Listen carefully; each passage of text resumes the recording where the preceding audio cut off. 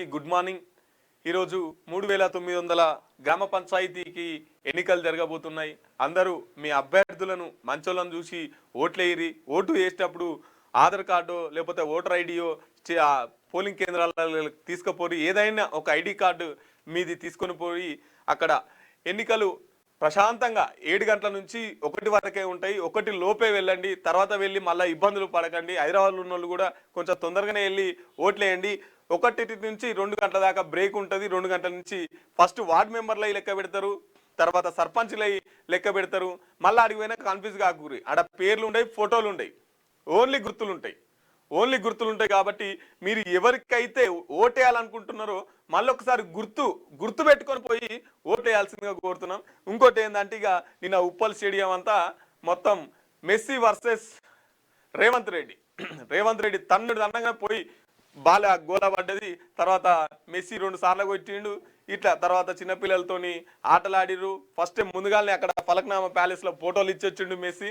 ఇగో ఇట్లా జరిగింది. ఈ ఆట కోసం ఉప్పలంతా దిగ్బంధం. ఎక్కడ చూసినా కూడా ఫుల్ ట్రాఫిక్. అక్కడ బొడుపల్లి అక్కడి వరకు దాటిపోయింది. ఇక ఒకరికొకరు రాహుల్ గాంధీ వచ్చే, మంత్రులు వచ్చే, వాళ్ళు వచ్చే, వీళ్ళు వచ్చే, ఎక్కడ చూసినా రోడ్ ఆపలేనా. ఇక రోడ్లు అయితే దిగ్బంధం అయిపోయినాయి.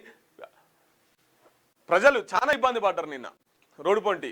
సో ఇట్లా జరుగుతున్నది హైదరాబాద్. ఒకసారి చూసుకుందాం మరి మనం ఏంటి విశేషాలు, ఏంటి వార్తలు అనేది. ఒకసారి ముందుగాల వెలుగు దిన పత్రిక చూసే ప్రయత్నం చేద్దాం. మన ఇంగ్లీష్ మెకాలేది కాదు, అంబేద్కర్ది. ప్రొఫెసర్ కంచాయిలయ్య షఫర్డ్ రాసిన ప్రత్యేక కథనం మన ఇంగ్లీష్ మెకాలేది కాదు, అంబేద్కర్ది. మన ఇంగ్లీష్ మెకాలేది కాదు, అంబేద్కర్ అని చెప్పేసి కంచాయిలయ్య ఓ మంచి పుస్తకం రాసిండట. దానికి సంబంధించి దేశం విదేశం ఇండియాపై టారిఫ్లు రద్దు చేయండి. భారత్పై అమెరికా అధ్యక్షుడు ట్రంప్ విధించిన 50% అదనపు టారిఫ్లను ఆ దేశ చట్టసభలను సభ్యులు వ్యతిరేకించారు. ఆ టారిఫ్లను రద్దు చేయాలని డిమాండ్ చేస్తూ 3 డెమోక్రటిక్ అమెరికా ప్రతినిధుల సభలో తీర్మానం ప్రవేశపెట్టారు. అమెరికా సభలో మా భారతదేశానికి 50% టారిఫ్లు వద్దని చెప్పేసి తీర్మానం అయితే ప్రవేశపెట్టిరాట. ఇక మన దేశంలో మన రాష్ట్రంలోనేమో రేవంత్ రెడ్డి గారేమో ట్రంప్ను నెతికెక్కించుకుంటారు. కోల్కతాలో రచ్చరచ్చ. Football legend Lionel Messi Kolkata football match ని అటర్ ఫ్లాప్ అయ్యింది. మెస్సీ గ్రౌండ్ లోకి ఇలా వచ్చి అలా వెళ్లిపోవడంపై ప్రేక్షకులు ఆగ్రహం వ్యక్తం చేశారు. స్టేడియంలోకి బాటిళ్లు, చైర్లు విసిరేశారు. దీంతో పోలీసులు లాఠీ చార్జ్ చేశారు. కోల్కతాలో పెద్ద విగ్రహం పెట్టిరు. మొత్తం విగ్రహం మొత్తం తుక్కు చేసిరు. ఆయన అటు వంగని ఇటు తుక్కు అయిపోయింది విగ్రహం అంతా. మళ్ళీ ఎవరు చేసిందంతా ఫ్యాన్సే. అట్లొచ్చి ఇట్లా వెళ్ళిపోయిందట. సో రేవంత్ రెడ్డి మా దేశానికి తీసుకొస్తున్నాం, మా రాష్ట్రానికి తీసుకొస్తున్నాం అని చెప్పేసి మాట్లాడింది కదా. అట్లా కాదు. ఇక్కడ ముచ్చటేందంటే, అసలు ముచ్చటేందంటే ఆయన మొత్తం మొత్తం చూసుకుంటూ వస్తుండు, పర్యటన చేస్తుండు అంతా. అందులో భాగంగానే తెలంగాణకు వస్తుండు అని తెలిసి ఇవాడ ఫుట్బాల్ మ్యాచ్ అరేంజ్ చేసిరు. ఇక కోల్కతాలు చూసిరు కదా, ఆడ లాఠీ చార్జ్ పోలీసులు ఎట్లా చేసిరు. మొత్తం కుర్చీలు, బాటిలు, స్టేడియం అంతా ఆగం చేసిరు. ఇక అందుకోసం అని చెప్పేసి రేవంత్ రెడ్డి ముందుగానే గ్రహించి 3000 మంది పోలీసు వాళ్ళని పెట్టిళ్ళు. 3000 మంది పోలీసు వాళ్ళే, ఎక్కడ చూడు పోలీసు వాళ్ళే. సో అట్లా అన్నట్టు. పొగమంచులో కనపడక ఢీకొన్న 15 వెహికల్స్. ఉత్తరప్రదేశ్లోని నోయిడా ఎక్స్ప్రెస్ హైవేపై శనివారం రోడ్డు ప్రమాదం జరిగింది. దట్టమైన మంచు కారణంగా రోడ్డు కనబడకపోవడంతో దాద్రిలోని చక్రసైన్పూర్ గ్రామంలో సమీపంలో దాదాపు 12 నుంచి 15 వాహనాలు ఒకదాన్నొకటి గుద్దుకున్నాయి. ఇక పొగకు మంచు కనబడక 12 వెహికల్స్ యాక్సిడెంట్ జరిగిందట. చూసుకుంటూ పోరి, ఆరం కొట్టుకుంటూ పోరి, లేకపోతే లైట్లు వేసుకొని పోరి, లేకపోతే తెల్లారినాక పోరి. చూడు 12 వెహికల్ అంట. నేడు 3వ T20 సౌత్ ఆఫ్రికాతో ఇండియా 3వ T20 మ్యాచ్ ఆదివారం జరగనుంది. గత 2 మ్యాచ్ల్లోనూ ఘోరంగా ఫెయిల్ అయిన గిల్కు సఫారీలతో జరిగే చివరి 3 మ్యాచ్లు T20 వరల్డ్ కప్ కు ఫైనల్ అడిషనల్ గా మారింది. ఇప్పటికే జరిగిన 2 జట్లు చెరో మ్యాచ్ గెలిచాయి. ఇక సౌత్ ఆఫ్రికాతో టీమిండియా T20 ఉందంట.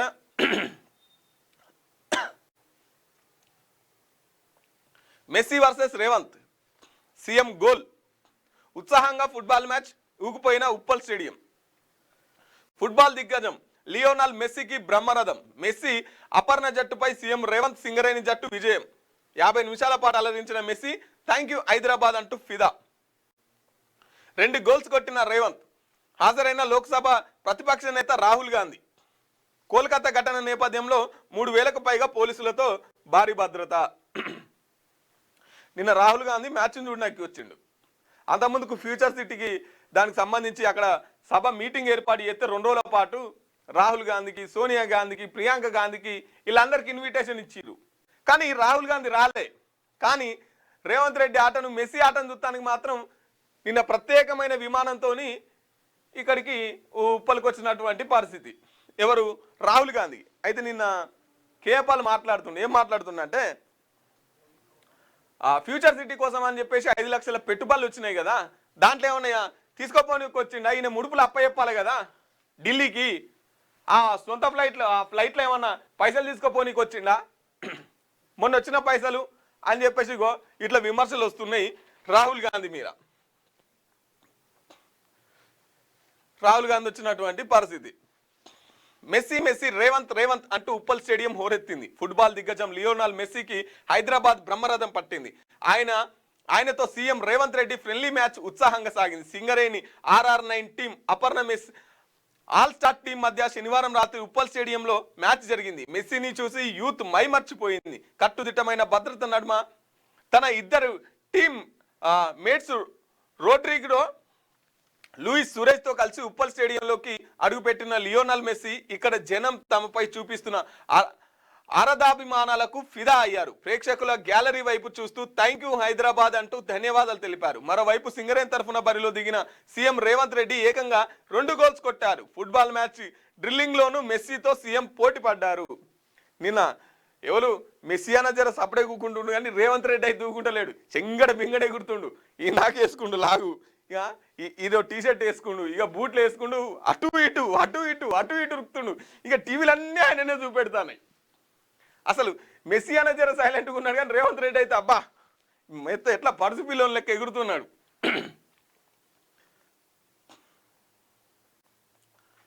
శనివారం వికారాబాద్ జిల్లా నస్కల్ గ్రామంలో ఏటీసీ భవన్ నిర్మాణానికి శంకుస్థాపన చేస్తున్న మంత్రి వివేక్.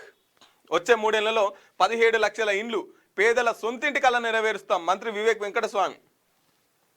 బీఆర్ఎస్ హయాంలో ఒక్క ఇల్లు నిర్మించలేదు. రాష్ట్రాన్ని అప్పుల కుప్పగా మార్చి మిత్తిల భారం మోపారు. ఉద్యోగాలు రావాలంటే యువత స్కిల్ నేర్చుకోవాలని సూచన. పరిగిలో అడ్వాన్స్ టెక్నాలజీ సెంటర్కు శంకుస్థాపన. పోలవరం నల్లమల సాగర్ పై సుప్రీంకు పిటిషన్ దాఖలు చేసే యోచనలో తెలంగాణ. ఢిల్లీ న్యాయ నిపుణులతో ఇరిగేషన్ అధికారుల చర్చ. సీనియర్ అడ్వకేట్ అభిషేక్ మను సింఘ్వితో మాట్లాడిన ఉత్తమ్ ఇవాళ ఆయనతో భేటీ అయ్యే అవకాశం. పాలమూరు ఫేజ్ 1కి అనుమతులు ఇవ్వండి, డిపిఆర్ను క్లియర్ చేయండి. కేంద్రానికి మంత్రి ఉత్తమ్ లేఖ. ఫేజ్ 1లోను 45 టీఎంసీలు వాడుకుంటాం. అన్ని ప్యాకేజీలోనూ 5 పంపుల ద్వారా నీటిని ఎత్తిపోస్తాం. ఏపీ పేరు మార్చి పోలవరం నల్లమల సాగర్ కడుతున్నది.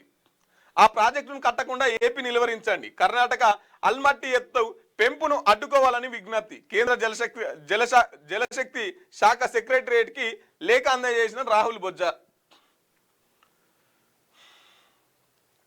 ఇదేంది? 2వ విడత పోలింగ్ నేడే. 3911 పంచాయతీల్లో ఎన్నికలు. ఉదయం 7 నుంచి మధ్యాహ్నం 1 గంట దాకా పోలింగ్. మధ్యాహ్నం 2 తర్వాత కౌంటింగ్. ఫలితాల వెల్లడి. ఏర్పాటు చేసిన రాష్ట్ర ఎన్నికల సంఘం ఇప్పటికే 415 సర్పంచులు, 8307 వార్డు స్థానాలు ఏకగ్రీవం. రాష్ట్రంలో 2వ విడత పంచాయతీ ఎన్నికల పోలింగ్ ఆదివారం జరగనున్నది. 193 మండలాల్లో 3911 పంచాయతీలకు ఎన్నికలు జరగనున్నాయి. ఈ మేరకు రాష్ట్ర ఎన్నికల సంఘం 38350 పోలింగ్ కేంద్రాలను ఏర్పాటు చేసింది.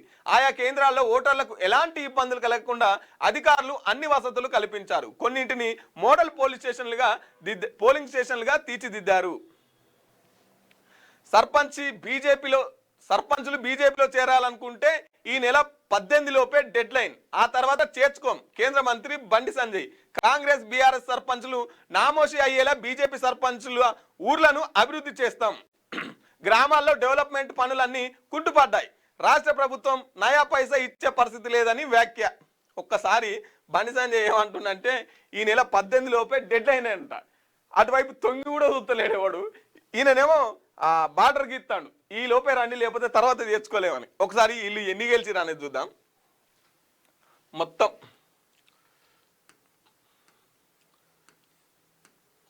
మొత్తం తెలంగాణలో 12,728 జీపీలకు ఎలక్షన్, గ్రామ పంచాయతీలకు ఎలక్షన్స్ జరుగుతున్నాయి.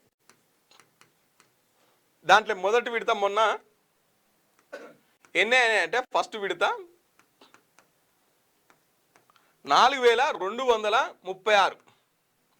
ఈరోజు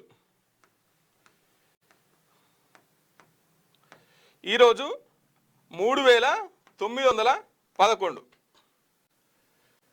ఆల్రెడీ 415 ఏకగ్రీవం.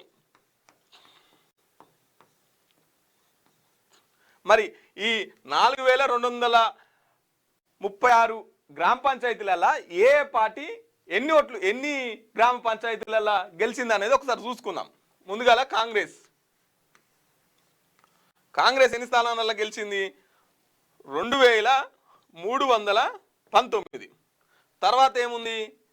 బీఆర్ఎస్ ఎంత? 1,159. ఇక బీజేపీ ఎంత? 118. బీజేపీ కంటే ఎక్కువ ఇండిపెండెంట్ అభ్యర్థులు ఉన్నారు. బీజేపీ ఎంత? 118. ఇండిపెండెంట్ అభ్యర్థులే 415. ఇక బండి సంజయ్ గారు డెడ్ లైన్కి ఇస్తున్నాడు, ఈ లోపే రండి లేకపోతే మేము తర్వాత చేసుకో.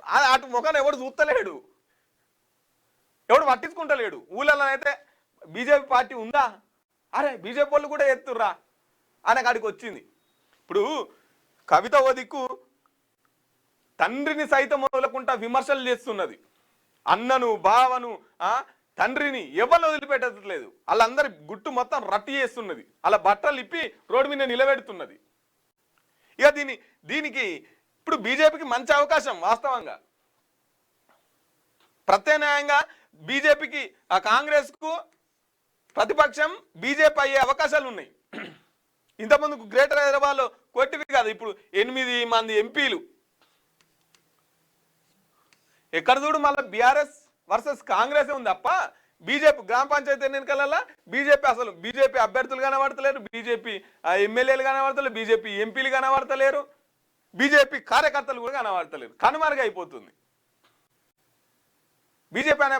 ఇక వీళ్ళు మీరు ఎక్కడ ఉంటే నార్తే, అక్కడే తప్ప తెలంగాణలో ఉనికి లేదని చెప్పేసి మళ్ళీసారి తెలంగాణ గ్రామాలన్నీ ఏకదాటిగా ముందుకొచ్చి చెప్తున్నటువంటి పరిస్థితి. ఇక బండి సంజయ్ గారేమో మేము వస్తాం, మీరు ఈలోపే రావాలి, తర్వాత మేము చేర్చుకోలేం అని చెప్పేసి చెప్తున్నారు. ఇంకో ఇది బీజేపీ గెలుచుకున్నటువంటి సీట్లు 118 సీట్లు. ఓటు చోరీపై నేడు ఢిల్లీలో కాంగ్రెస్ మహాధర్నా.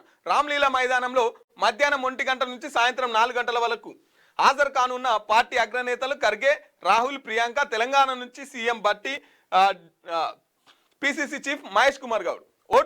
ఓటు చోరీపై కేంద్ర ప్రభుత్వాన్ని నిలదీసేందుకు కాంగ్రెస్ సిద్ధమైంది. ఇందుకోసం ఢిల్లీ వేదికగా మహాధర్నా నిర్ణయించుకుంది.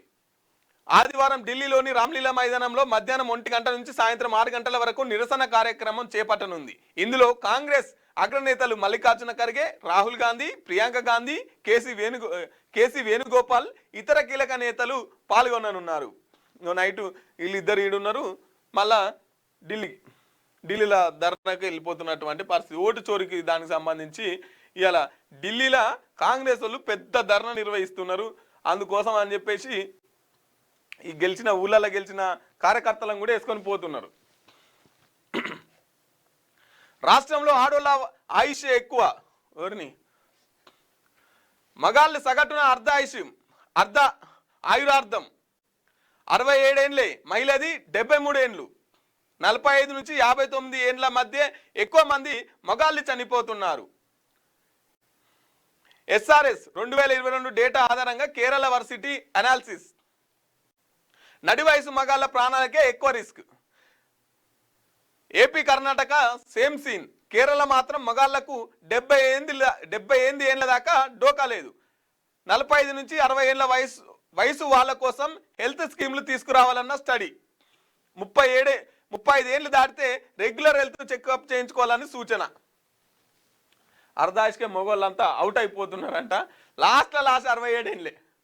ఇక జర్ర గట్టిగా సిగరెట్ అలవాటు ఉన్నాడు, మందు అలవాటు ఉన్నాడు, చక్కగా తినకపోయినాడు అయితే 50 కిందికే, 50 దాటే ప్రసక్తే లేదు. ఈ ఆడోళ్ళకి ఈ అలవాట్లు జర తక్కువ ఉంటాయి కదా, జర వాళ్ళు 78 దాకా పోతుర్రు అన్నట్టు. ఇక 50 లాస్ట్.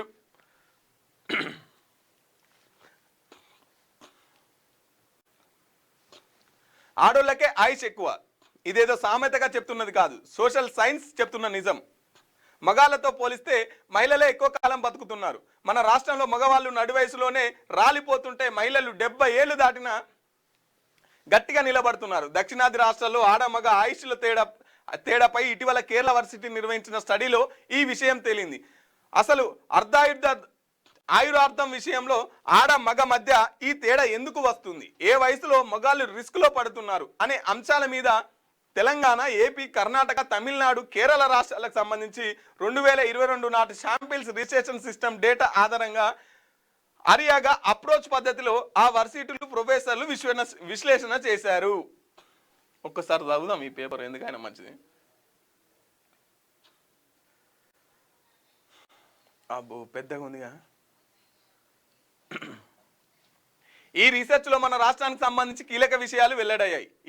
ఈ స్టడీ ఇటీవలే international journal of physical and social sciences లో పబ్లిష్ అయింది. సాధారణంగా ఆయురార్థం అనేది మన హెల్త్, సోషల్ లైఫ్, ఆర్థిక పరిస్థితి, అలవాట్ల మీద ఆధారపడి ఉంటుంది. పలు రీసెర్చ్ల ప్రకారం చిన్నపిల్లల్లో చావులు ఎక్కువగా ఉండేవి, కానీ ఇప్పుడు అధునాతన వైద్యం అందుబాటులోకి రావడం వల్ల శిశు మరణాలు చాలా వరకు తగ్గిపోయాయి.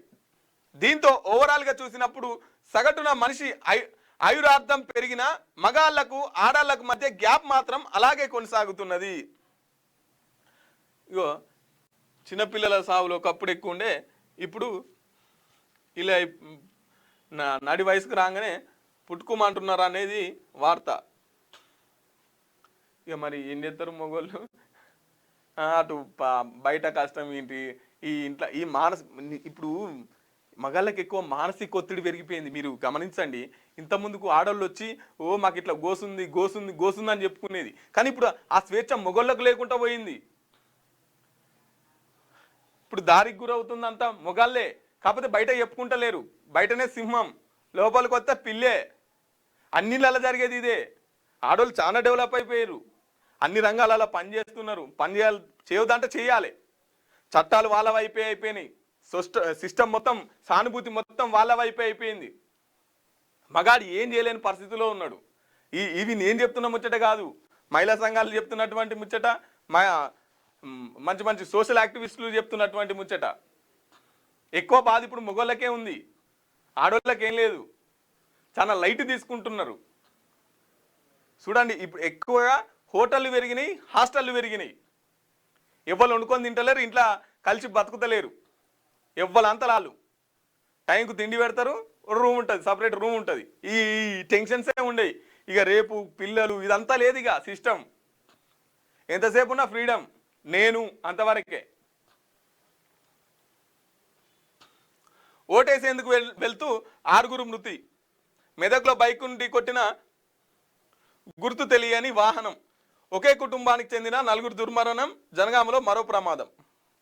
ఒకసారి కింద కామెంట్లలో రాయిరి, మొగోళ్ళు ఎందుకు అర్ధాయిస్తూనే చచ్చిపోతున్నారు, ఆడోళ్ళు ఎందుకు 70-80 ఏళ్ళ దాకా బతుకుతున్నారు, మీకున్న ప్రాబ్లమ్స్. అరే మీరు జనరల్గా అందరూ ఇళ్ళలో ఫేస్ చేస్తారు కదా, ఒక్కసారి కింద కామెంట్లలో రాయిరి, ఎందుకోసం మొగోళ్ళు చచ్చిపోతున్నారు ఇంతగానం అనేది రాయిరు. ఒకసారి చూద్దాం ఎవరెవరు ఏం రాసుకొస్తారా.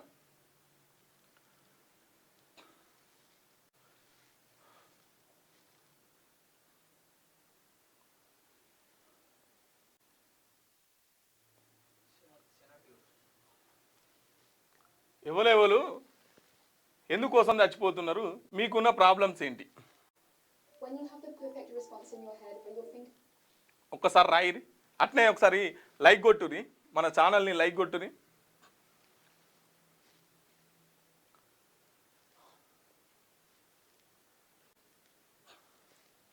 ఎందుకోసం అబ్బాయిలు ఎక్కువ చనిపోతున్నారు, ఎందుకోసం చనిపోతున్నారు, ఉన్న ప్రాబ్లమ్స్ ఏంటి అనేది ఒకసారి కామెంట్లలో రాయిరు. మీరు చదువుదాం వీటిని కూడా. సరే మిగతా పేపర్లు చూద్దు, అవి చదువుదాం. ఒకసారి అయితే కామెంట్లలో రాయిరు మీరు ఎందుకోసం చచ్చిపోతున్నారు. ఇక నెక్స్ట్ ఆంధ్రజ్యోతి పత్రికను చూసుకునే ప్రయత్నం చేద్దాం.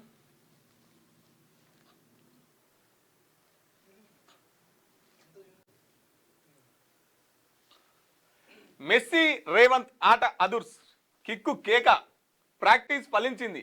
మెస్సీ సమక్షంలో కాన్ఫిడెంట్ గా ఆడి కప్పు కొట్టిన రేవంత్. ఉప్పల్ స్టేడియంలో గోట్ కప్ ఫ్రెండ్లీ మ్యాచ్ సంబురంలా సాగిన సాకర్ వేడుక. ప్రొఫెషనల్ ఆటగాడిల మైదానంలో అడుగుపెట్టిన సీఎం రేవంత్ రెడ్డి. ఫుట్బాల్ ని కిక్ చేసి ప్రేక్షకుల్లో పంపిన మెస్సీ. రోడ్రింగ్ అభిమానులకు ఉర్రూతలు. కాసేపు సరదాగా ఆడిన రేవంత్ మనవడు. చివర్లో రాహుల్ కరచనాలు, ఫోటోలు. Messi welcome, come join the rise. Messi Messi Messi welcome to Telangana. Now Telangana is rising, come join the rise. Telangana ఇప్పుడు అన్ని రంగాల్లో ఎదుగుతుంది. అన్ని రంగాల వారికి ఇదే మా సాదర ఆహ్వానం. మీ ప్రేమాభిమానాలకు కృతజ్ఞతలు. మీ ప్రేమ ఆప్యాయతలకు నా హృదయపూర్వక ధన్యవాదాలు. నేనంటే మీకెంతో అభిమానమని ఇక్కడికి రావడానికి ముందు నుంచే తెలుసు. ముఖ్యంగా తెలంగాణ గత ప్రపంచ కప్ సమయంలో నాకు, మా జట్టుకు మీరంతా మద్దతు పలికారు. మీరు చూపిన ఆ ప్రేమాభిమానాలకు మరోసారి ధన్యవాదాలు. ఈరోజు హైదరాబాద్లో మీ మధ్య ఉండడం, మీతో కలిసి గడపడం గొప్ప గౌరవంగా భావిస్తున్నాను. మీకు సదా కృతజ్ఞుడిని. ఇక్కడ అద్భుతమైన ఏర్పాట్లు చేశారు. ముఖ్యమంత్రికి ధన్యవాదాలు. లియోనల్ మెస్సీ మాట్లాడుతున్నాడు. మెస్సీ మాయ చేసిన హైదరాబాద్ ఫ్యాన్స్ తో ఉత్సాహంగా పోటీపడ్డ దిగ్గజ ఫుట్బాలర్. ఎవరు దిగ్గజ ఫుట్బాలర్? రేవంత్ రెడ్డి. ఇదంతా మెస్సీకి సంబంధించినటువంటి వార్త. కమలానికి నాదుడేడి. 8 మంది ఎమ్మెల్యేలు, మరో 8 ఎంపీల స్థాయికి ఎదిగిన బీజేపీ తెలంగాణలో క్రమంగా ఎందుకు చతికిల పడుతోంది? కాంగ్రెస్ లో అంతర్గత ప్రజాస్వామ్యం ఎక్కువ అని వ్యంగ్యంగా అంటారు. భారతీయ జనతా పార్టీలో అలా ఉండదని, ఆ పార్టీ క్రమశిక్షణకు మారుపేరని భావిస్తారు. అయితే తెలంగాణలో బీజేపీ పరిస్థితి ఇందుకు భిన్నంగా తయారైంది. కాంగ్రెస్ నాయకుల వల్లే బహిరంగంగా ఒకరినొకరు విమర్శించుకోకపోయినా అంతర్గతంగా కత్తులు చూసుకోవడం మొదలుపెట్టిర్రు. అంతే. బండి సంజయ్ దోబాట, ఈటల రాజేందర్ దోబాట, ధర్మపురి అరవింద్ దోబాట, రఘునందన్ దోబాట, మొన్న అధ్యక్షుని ఎన్నిక అయిన రామచంద్రరావుది ఓ బాట, కిషన్ రెడ్డిది ఓ బాట.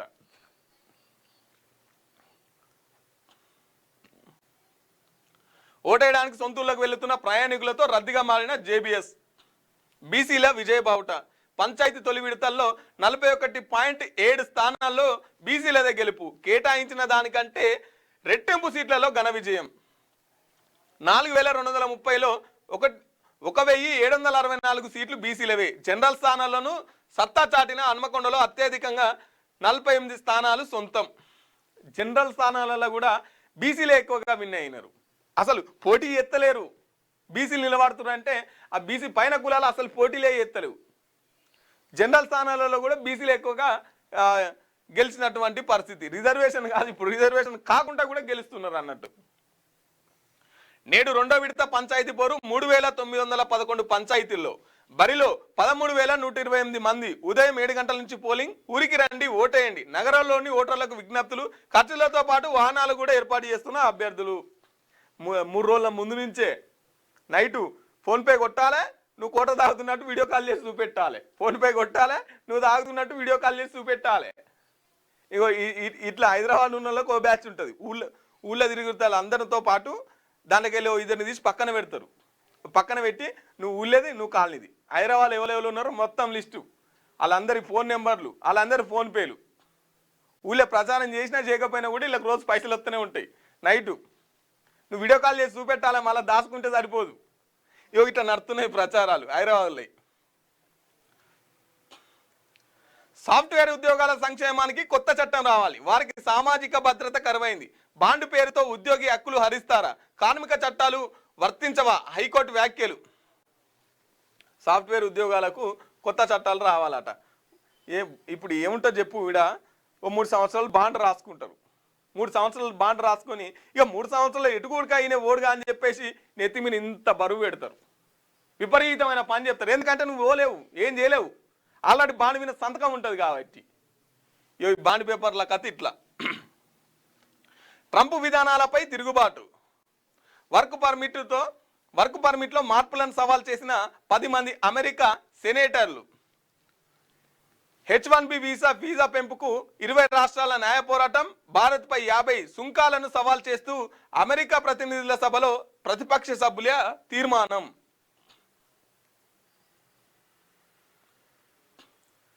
ఇది ఆంధ్రజ్యోతి పత్రిక.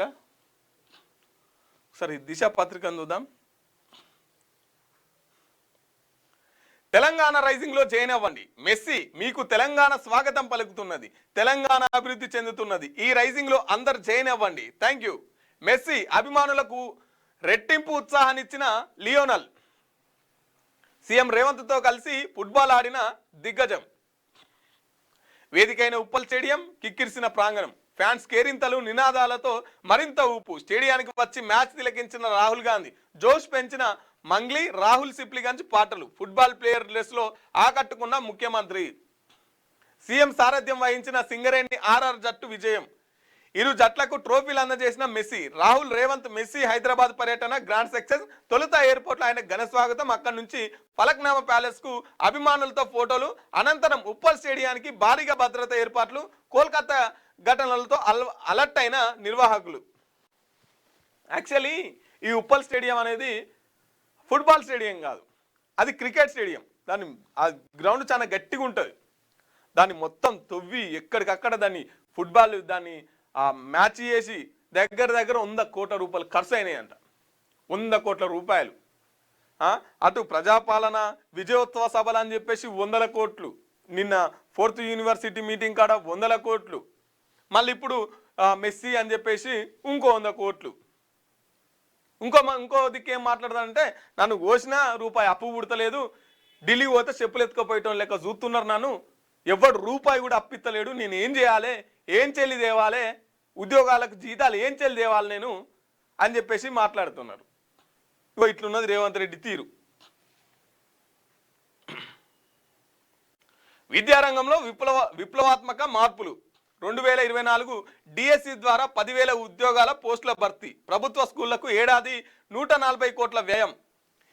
ఈ ఇయర్ నుంచే స్కిల్ డెవలప్మెంట్ కోర్సులు ప్రారంభం. అడ్వాన్స్ ట్రైనింగ్ సెంటర్లుగా ఐఐటీలు. రెవెన్యూ శాఖ మంత్రి పొంగులేటి శ్రీనివాసరెడ్డి. సీఎం రేవంత్ నాయకత్వంలో ప్రభుత్వం స్వీకారం. 21,000 కోట్లతో 105 యంగ్ ఇండియా స్కూల్స్. రోబోను పరిశీలిస్తున్న ఈయనెవరు? ఏం శాఖ మంత్రి? పంచాయతీరాజ్ రెవెన్యూ శాఖ మంత్రి పొంగులేటి శ్రీనివాసరెడ్డి. కానీ ఏం మాట్లాడుతున్నాడు? విద్యాశాఖ చేయాల్సిన పనులని సారీ చేస్తున్నాడు. Kolkata event fail. 20 నుంచి కొత్త సర్పంచులు. 3 విడతల్లో ఎన్నికైన వారందరూ ఒకేసారి ప్రమాణం. అపాయింట్ డేను ఖరారు చేస్తూ పంచాయతీరాజ్ గెజిటెడ్ నోటిఫికేషన్. అనంతరం నిధుల కోసం కేంద్రానికి రాష్ట్ర ప్రభుత్వం లేఖ. నేడు 2వ విడత ఎన్నికలు. ఓటేసేందుకు వస్తూ మృత్యు ఓడిలోకి. బైకును ఢీకొట్టి గుర్తు తెలియని వాహనం. ఒకే కుటుంబానికి చెందిన 4 దుర్మరణం. స్పీకర్ నిర్ణయంపై సస్పెన్స్. 18వ తేదీ వరకు సుప్రీంకోర్టు డెడ్లైన్. డెసిజన్ తీసుకుంటారా, వాయిదా వేస్తారా? గడువు కోరే యోచనలో సభాపతి కార్యాలయం. ఎమ్మెల్యే అనర్హత పిటిషన్లపై ఉత్కంఠ. 18 వరకే డెడ్ లైన్ ఉన్నది. సార్ మరి ఏందనేది చెప్పాలి. వాళ్ళు దాని కోర్టుకి వివరాన్ని ఇవ్వాలి. మళ్ళీ ఇంత కోర్టు టైం అడిగే అవకాశంలో వాళ్ళు ఆలోచిస్తున్నారట. పార్టీ ఫిరాయించిన ఎమ్మెల్యేలకు సంబంధించి బీఆర్ఎస్ వేసిన అనర్హత పిటిషన్లపై స్పీకర్ ఎలాంటి నిర్ణయం తీసుకుంటారు?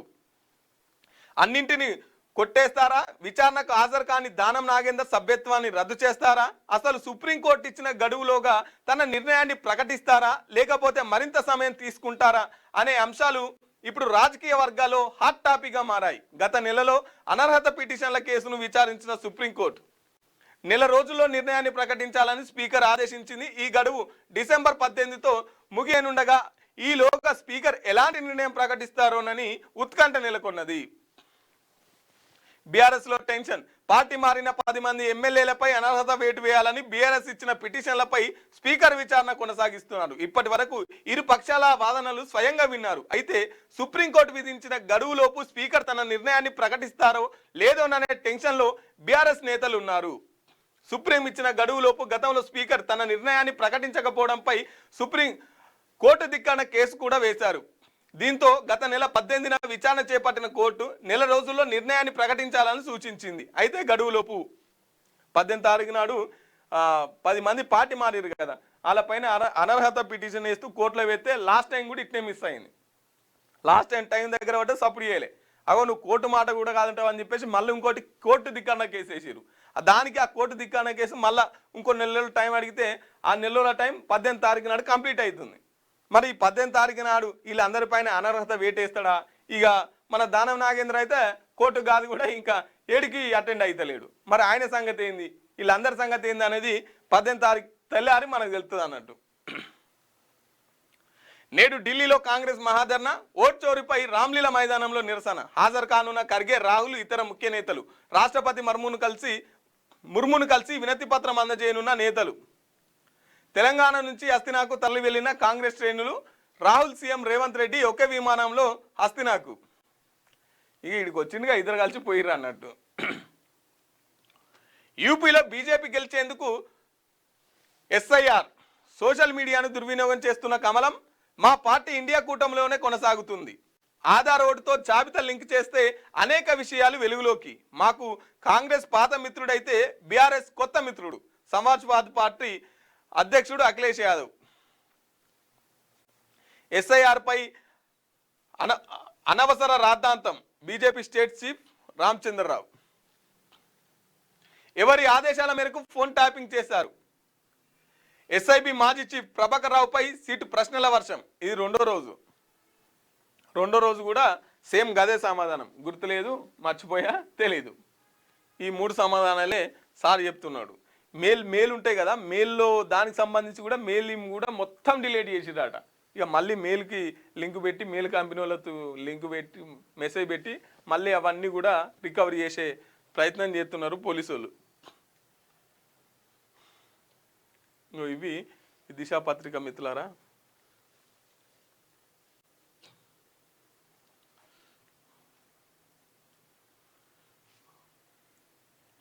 రైట్, ఇవి ఈనాటి వార్తలు. చూస్తూనే ఉండండి క్యూ న్యూస్.